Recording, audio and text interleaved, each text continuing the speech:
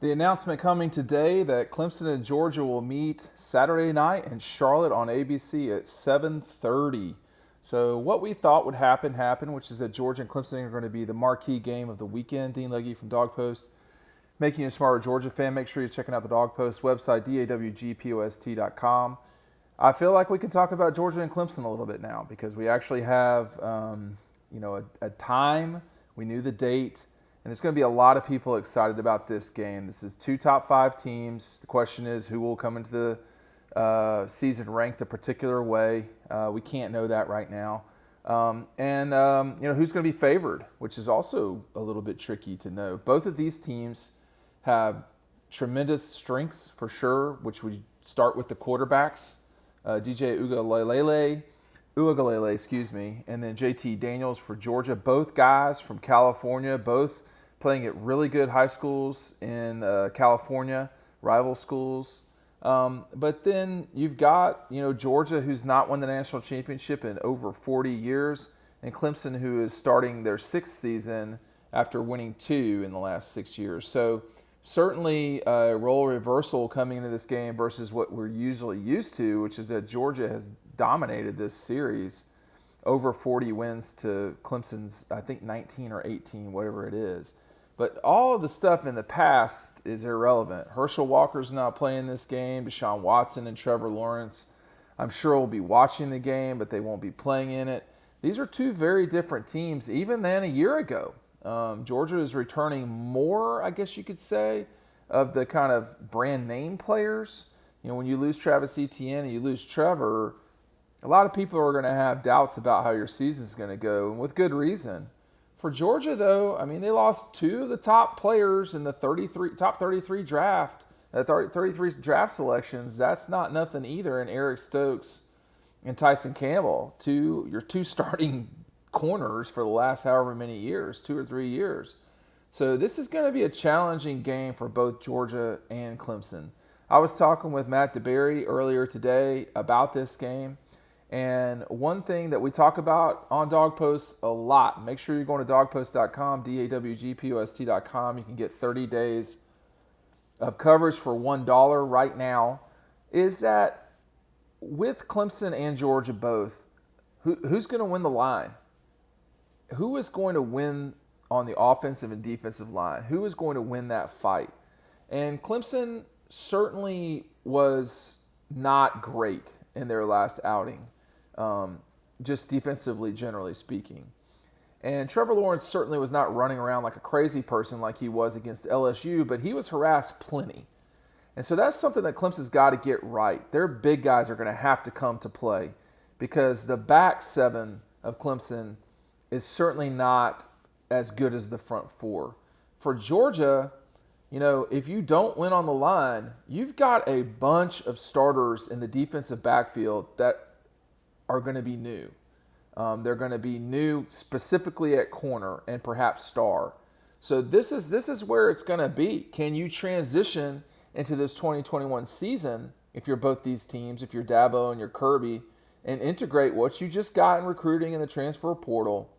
Can you integrate that immediately into solid play on the offensive and defensive side of the ball? I think both these offensive lines are not exactly where they'd like to be. And what I mean to say by that is they're not the Alabama 2020 offensive line.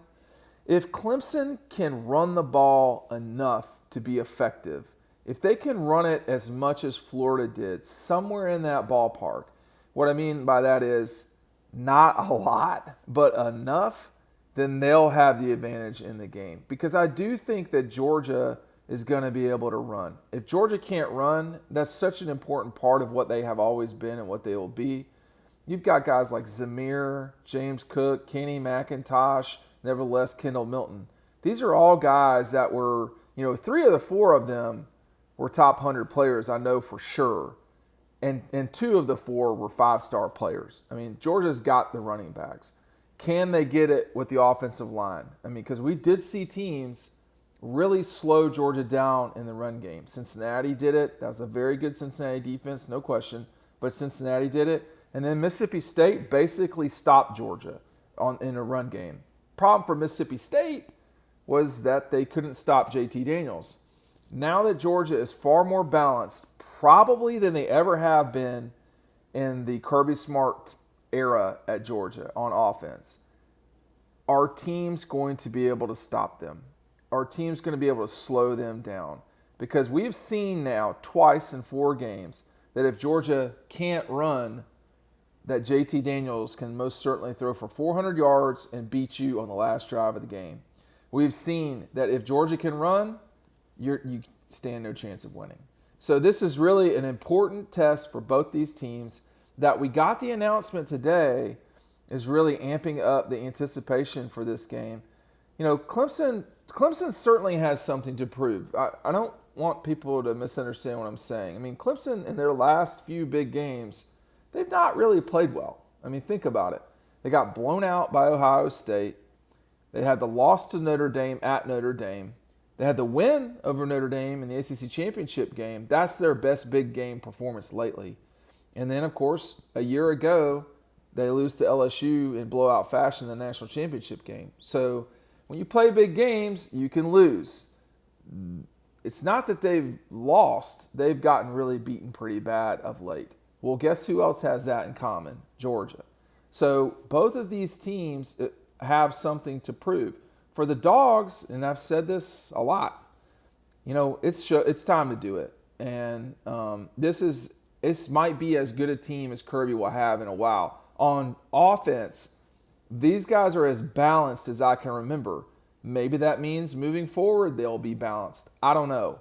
But, you know, you have a veteran quarterback who has shown that he has the ability to win games.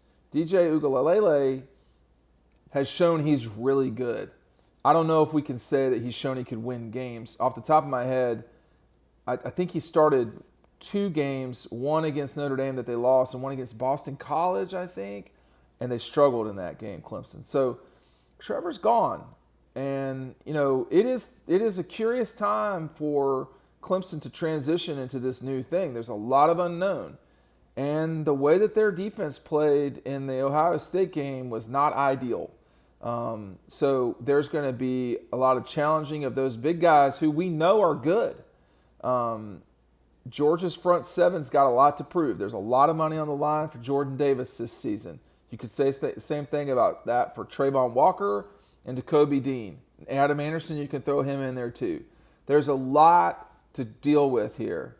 There are some spots that Clemson has that I think could cost them and hurt them in this game.